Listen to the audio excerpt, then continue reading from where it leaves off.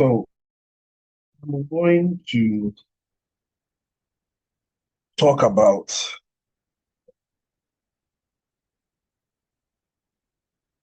methods in Java. Another word for methods is a function. Now, in programming, when we want to perform an action, um, or when I want you to do something, if I want you to do something, I am technically going to write a set of code that would execute when you call upon it. So over here, I have a method is a block of code that performs a specific task. This is one half of the definition. The second half of the definition is, and it is executed when called upon. That means that if I write a piece of code that will perform a specific task, and it is not called upon when needed, it is not a function. The code must be called upon when it is needed. Now, it promotes code reusability because I am writing a specific task. It means that if I want to use that task 100 times, I can call it 100 times, and I don't have to rewrite the code over and over again. It promotes modularity, which means I can segment my code and break my code into sections, and all I have to do is call upon those sections whenever I need it. And it also helps with organization of my code. Now, the idea is that if I want to write a function or a method, there is a certain structure I require. The structure I require is what we see on the board. The first half of it is that I need a modifier. So I need the modifier to enable me to specify if my method is going to be visible to other classes or not. That is, if I'm taking the modifier alone, I can specify if I want my class to be public, comma, private, comma, or it should be protected. Now, for the most part, in our lesson, when you guys do advanced Java next semester, you would look at this in detail. But for our part, we must understand that if I say it is public, then it means that every single class can get access to it. If it is private, it means no other class can get access to it. And if it is protected, it means that a class which is a child of another or a child class of a parent can get access to it. Another modifier which we can add is the static. Now, you normally add the static if you are dealing with a method that is static in memory. So in here, we are dealing with methods that do not have an instance to operate. They are static, like the main method. The main method, yes, it's a static, which means it doesn't need any instantiation. So if I'll have to deal with that, it means that my method should also be static. The next thing I would need is the name, the return type of the method. Is it going to be an integer, a string? If it has no return type, then it is going to be void. Then I need the name of the method. Then I have the parameters of the method. Then I have my curly brackets. Then I have the action it will perform. If the data type is anything but void, then it will have a return type. But when it is void, it has no return type. So over here is the structure of a method. Let's implement this structure and see how our method is going to operate. So I'll open up my IntelliJ.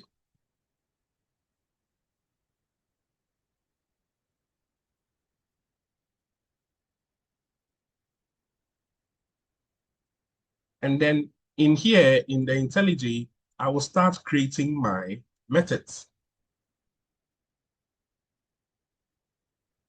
So this is what I have, my starting point. Now, inside the main class, I would say public.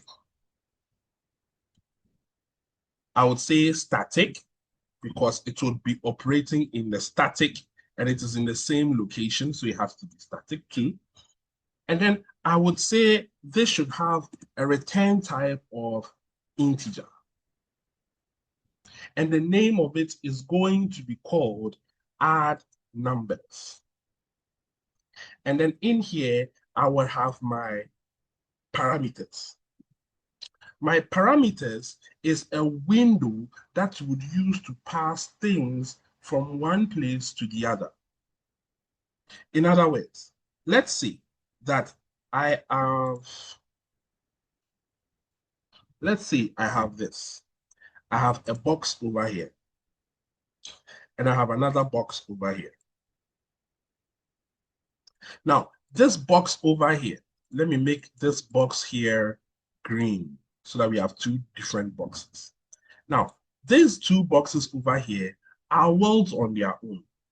It means that anything in which I go and do in this box here,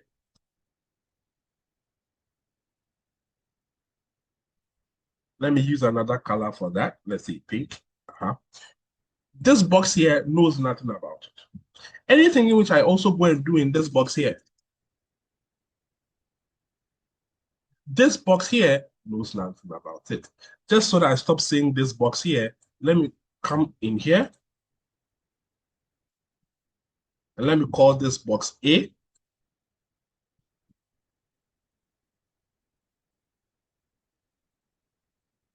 And let me call this one box B.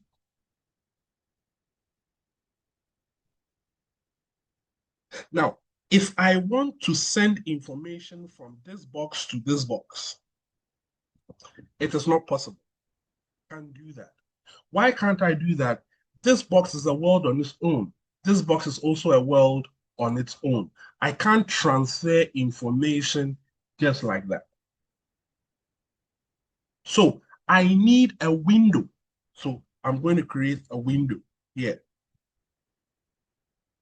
And so that if I want to transfer information to this box, I can only pass it through the window.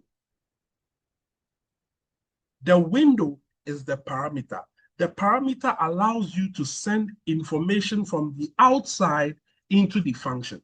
Because remember, the function's definition says that it is a set of code that performs a specific task, which means it is a world on its own. It is blocked off. It has nothing to do with anything else. Its job is to perform a specific task. But obviously, if I want to perform a specific task, there are information that I require. There is data I require. I may not have all the data with me. I may not have all the information with me. Hence, I need a window so that if there is information to be passed from the outside world to me, I can pass that information to me. So in this,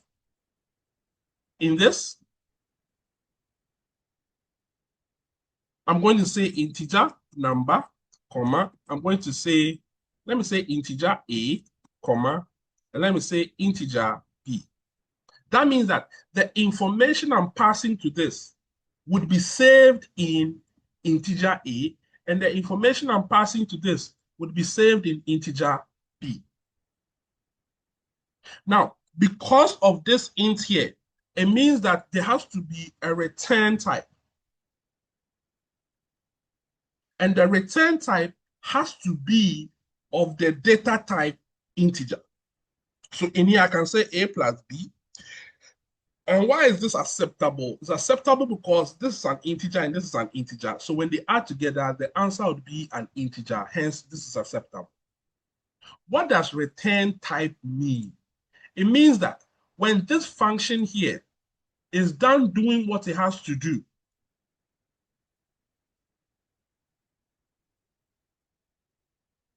it will save something. And what will be saved would be kept in a location in the computer.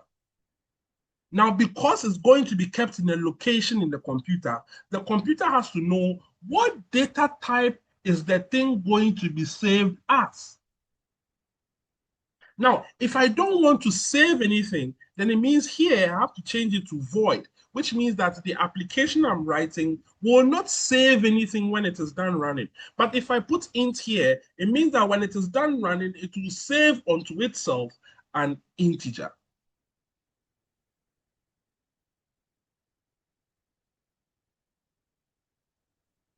So now I have to call upon it. In calling upon it, I need the name and I need the parameter. The two of them together become the signature of the method. So I have the name and the parameter. So that in here, I have 12, 13. And you can see that the computer is recognizing that this 12 belongs to A, this 13 belongs to B. So it will be saved here, saved here. Then the function's job is to add them. And when it is done adding them, it will save it on itself. Because of that, I can come here and just say system.out.print, and it is allowed. If I go and then run my code,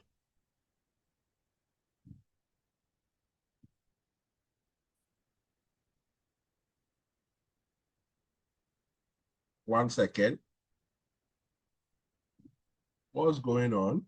Okay, let me see.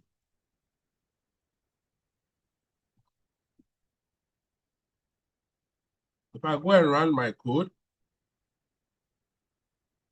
I'm getting what? 25.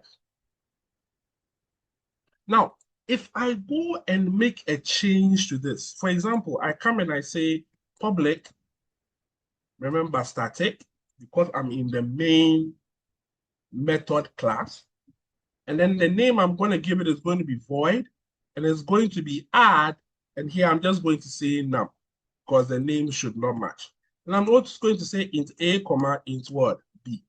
That means I have two parameters, A and B. In here, you can see that the computer is not giving me an error because this method here does not save anything to itself. Hence, in here, I'm going to say int sum is equal to A plus B. And then I'll say system.out.print sum. Then for this, I would go and call it over here. Remember, the parameters need values. So in here, I'm going to say here is 24. Over here, it is going to be 25. Again, if I run this, it would run. It will tell me that I have 25 and then 49.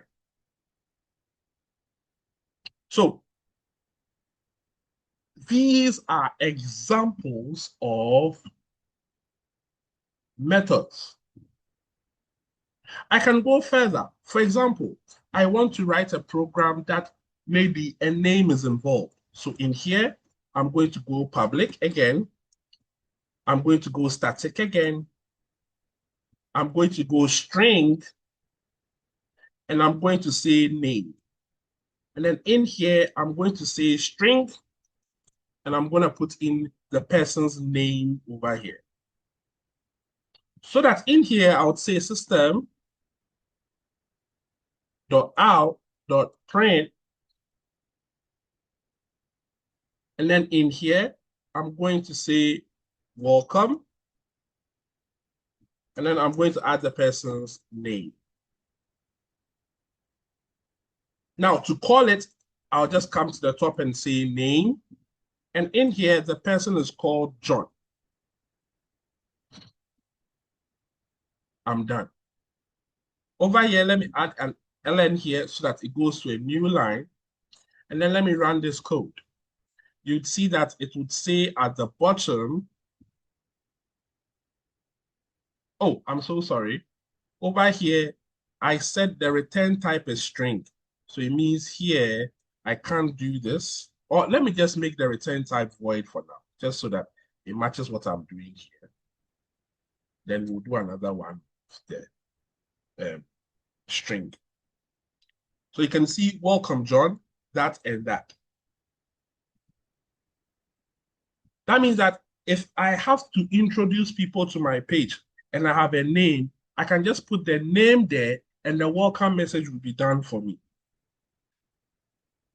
I can also do this. Let's say I want to save a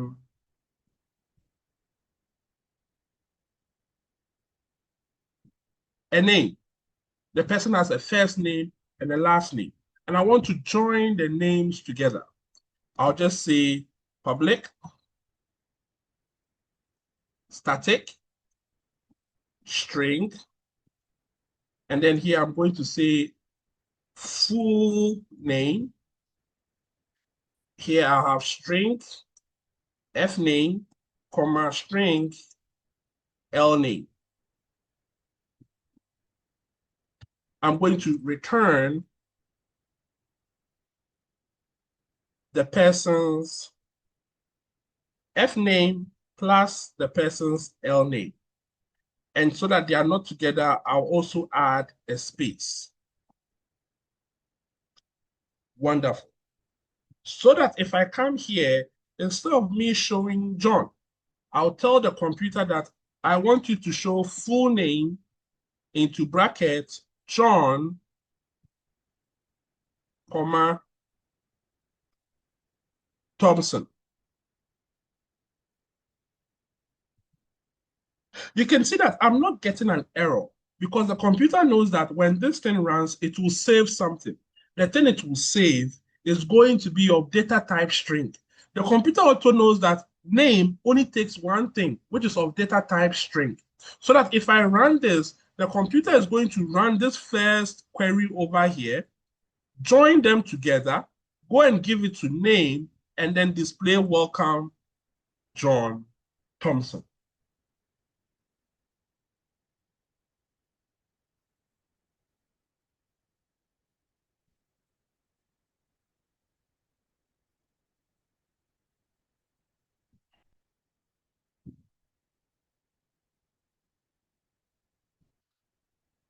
There are times in which the computer allows you to do overloading. Overloading means that the function has the same name, but different parameters. What does that mean? Or, sorry, the function has the same name, or different parameters, or the same name, but different data type. Let's have an example. Let's say here, I want to add things, but I want to add three things. So in here, I'll say public, static, integer, add numbers, and then I'll bring my bracket. Now, once I bring my bracket, I can put in int A, comma, int B. The moment I do that, you can see that the computer immediately underlines this one. If I go close to it and then I ask it what is wrong with this one, it will tell me that the error with this one is that it is already in the main function. You can't have two methods with the same name. It is not possible. But if I go and bring a comma and input in C there, it is no more underlined because the names are not the same. Remember, the name is not just this. The name is this and the parameter. So if the parameter has an added value to it, it means the name, or should I say properly, the signature of the method has changed. The signature of the method is not the same anymore. That means that I can all go in here and say return because it is of data type int. So I can return A plus B plus what? C. Now, if I come in here, I can say system.out.print ln, and then in here, I can go add. And the moment I go add numbers, you can see that the computer asks me which of them do I want.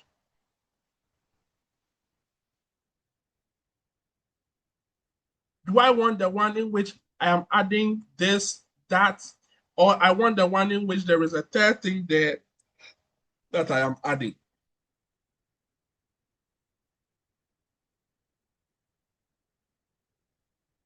That means that I can use method overloading to give the same method name, but the parameters or the return type may differ, giving the variable giving the method a different meaning, giving the method a different description.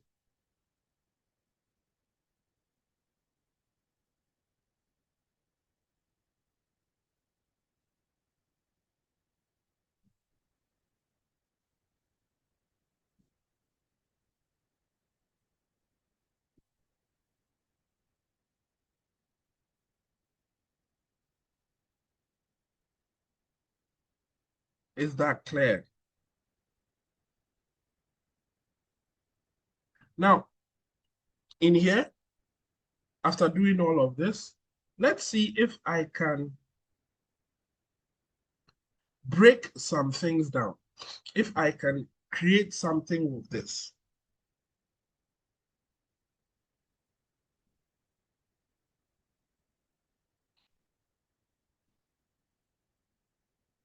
So in here, I can say, let me take this one out.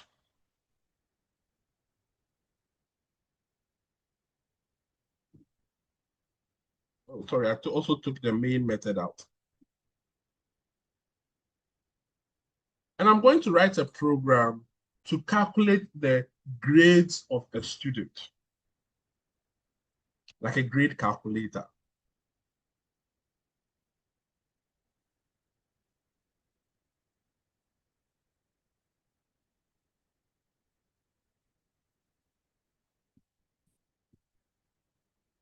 Now, in here, I want to find the average score of the student. And if the student gives an average score, he or she is going to have a grade of A, B, or F. Because in my school, there's only A, B, or F. Now, for me to be able to know the score, well, I just remembered how I want to do it. I would have to talk about something else. So let's use today to also talk about that thing and be free. And that thing is the array. The array is a contiguous space in memory. When we say something is a contiguous space, so over here I have Excel, and then in my Excel I have this. And if I say something is a contiguous space, this is a single space. This is another space. This is another space. So they are not contiguous. They are all separated spaces. If I say something is a contiguous space, it means that all of them are seen as one. So I'll see this entire space as one. And this one thing that I am seeing, I have divided this one thing into various parts. That is a contiguous space. So an array allows you to group like items, keyword, like items together in a contiguous space. So that when I want to refer to this, I would refer to it using only one word. For example, number. So when I say number, I'm referring to this, this, this, this, and this. Everything here is number. But if I want the item saved in this location, then it is number 0. This will be number 1. This will be number 2. This will be number 3. This will be number 4.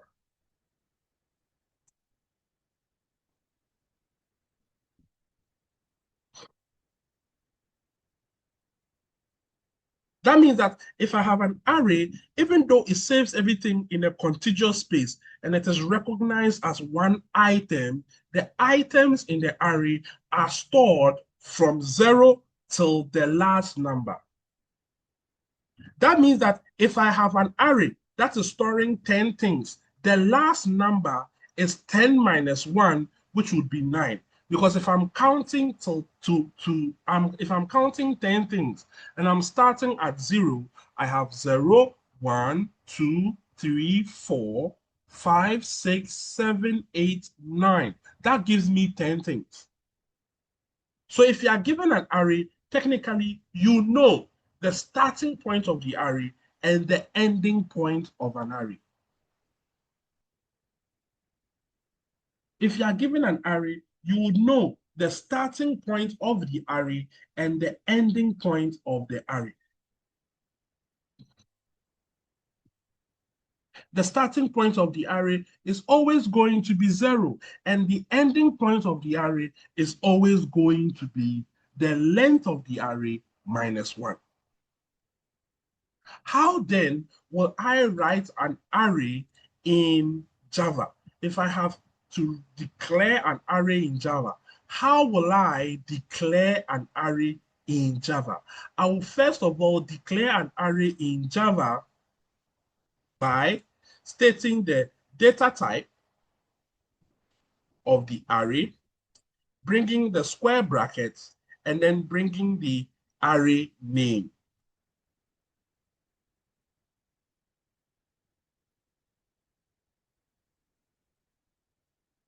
Now, if I know the size of my array, that is, if I know how many spaces that are to be kept in my array, then I can say that my array is equal to new, the data type of my array, into square brackets, the array size. That is, if you're going to have 10 things, then 10. So for example, if I want to create an array and store integer values in it, then I would come into my IntelliJ and type int, square brackets.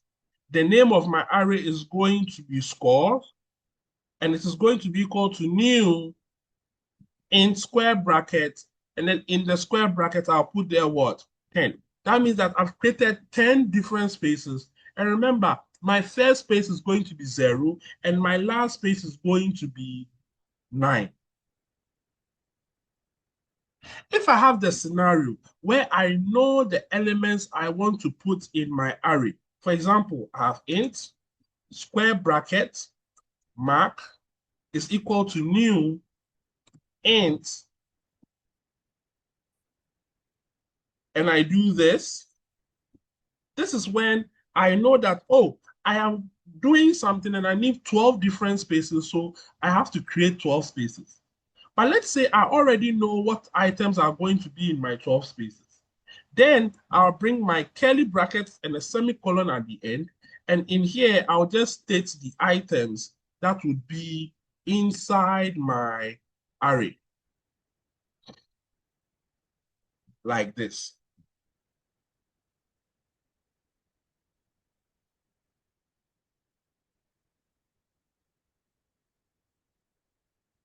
So if I want to go, for example, if I ask you, retrieve the 4th thing in the array, it means that I'll just write system.out.print, tell the computer to go for the array called mark. And when it goes for the array called mark, it should look at 0, 1, 2, 3. So here it should look at the 3rd item. And the 3rd item would be the 4th item. Because remember, we are starting our count from what? 0. So over here, if I run this query, I'll see that my 4th item is truly what? 7.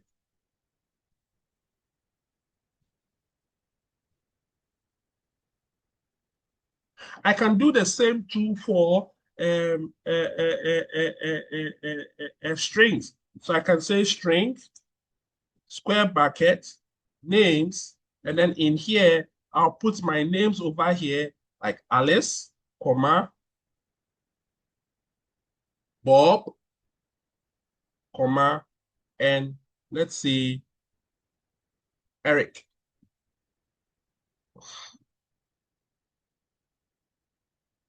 And remember, because they are strings, I have to use double quotes for them so that the computer knows they are strings. And again, the beginning array is 0. The last item over here is going to be 2. Even though there are 3 things here, it's going to be 3 minus 1, which will give me 2. And remember, if we are counting 0, 1, 2.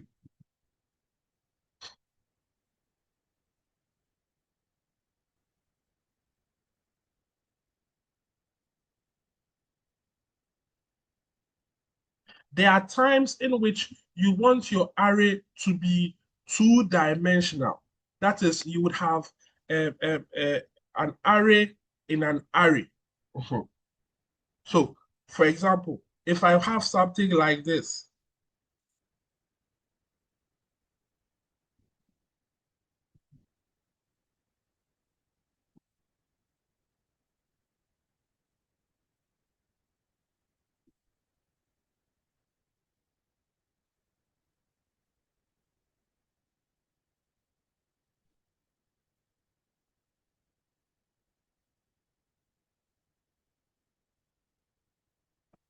the computer sees this as one array, sees this one also as another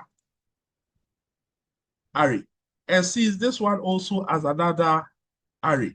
But everything here belongs to one array. So how will I write this? I'll write this by telling the computer that I want you to create an array for me. The array should be an array, and then there should be an array in it. In that, if I have the array, let me call this matrix, it is equal to into curly brackets. So I've done the curly brackets. And the curly brackets in which I have done is demarcated for this array over here. And then inside this array, I'll do another curly bracket and I'll say 1, 2, 3.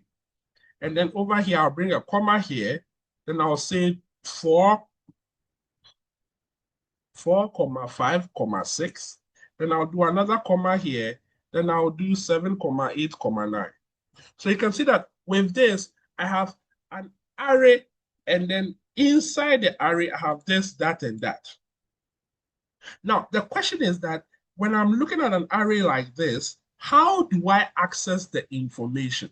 I access the information by what we already know. Arrays start counting at 0. That means at this point is 0, this would be 1, this would be what? 2. Also, this point is 0, this would be 1, this would be 2.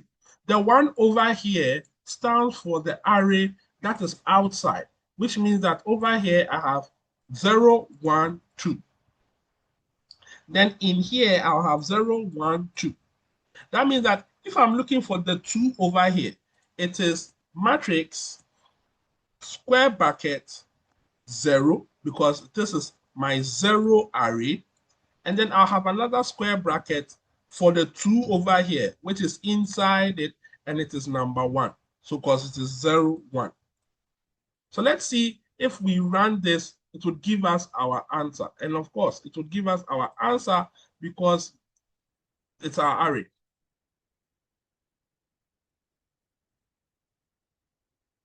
Now, the reason why it is being underlined is because it's a 2 by 2 matrix, the computer is, it's fine. This should give us our answer. So I can just do system.out.print as always, and I'll put this in that, and then it will tell me my answer and tell me that the array over there is 2. The other one is 7. Let me comment it out so that we don't get confused. And then when I run it again, it will tell me that my answer is what? 2. And we can see that our answer is 2 over here.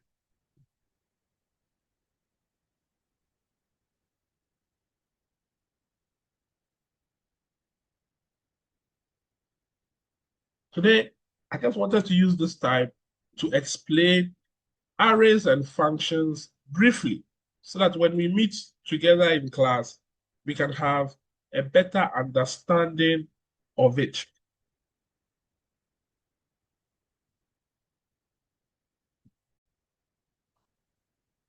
You have your assignment 2 in the Moodle platform.